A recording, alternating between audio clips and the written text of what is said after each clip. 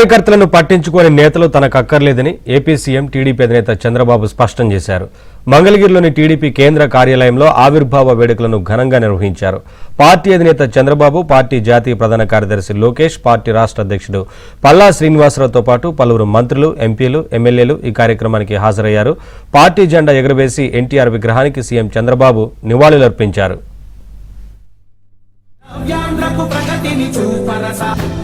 Chairs కొన్ని ఖాళీగా ఉన్నాయి, అక్కడ కూర్చోండి.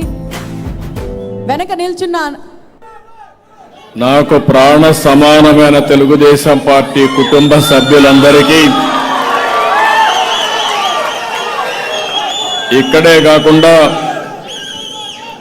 అన్ని ప్రాంతాల్లో ఈ కార్యక్రమాల్లో ఉన్న కార్యకర్తలకి, అదే మాదిరిగా తెలుగు ప్రజలందరికీ పార్టీ ఆవిర్భావ దినోత్సవ సందర్భంగా మనస్ఫూర్తిగా శుభాకాంక్షలు. దేశ రాజకీయాల్లో సంచలనం సృష్టించిన పార్టీ ఆవిర్భవించిన రోజు ఇది. పేదవాడికి పట్టడన్నం పెట్టడమే నిజమైన రాజకీయమని చాటి చెప్పిన పార్టీ పుట్టిన రోజుది.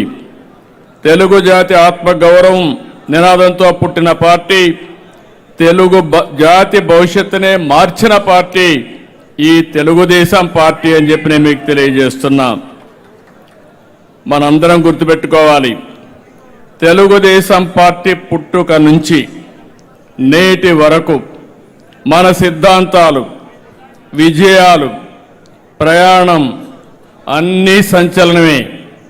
35,000 కిలోమీటర్ల మేర ఎన్టీ రామారావు గారు రోజు చైతన్య యాత్ర ఒక రికార్డు. పార్టీ పెట్టిన 9 నెలల్లోనే అధికారం రావడం ప్రపంచంలోనే ఒక చరిత్ర, ఒక రికార్డు. డబ్బున్న వాళ్ళకు కాదు, చదువుకున్న వాళ్లకు సీట్లు అనేది మరో రికార్డు.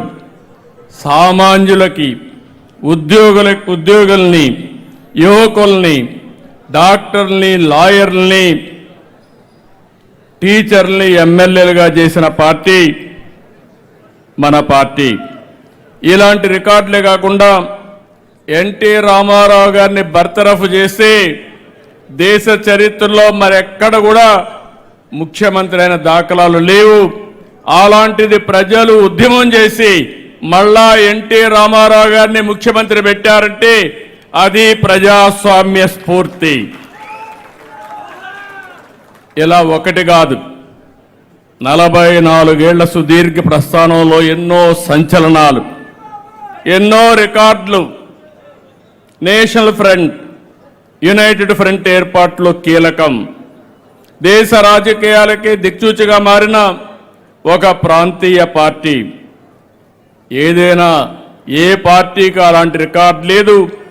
అలాంటి రికార్డు తెలుగుదేశం పార్టీ.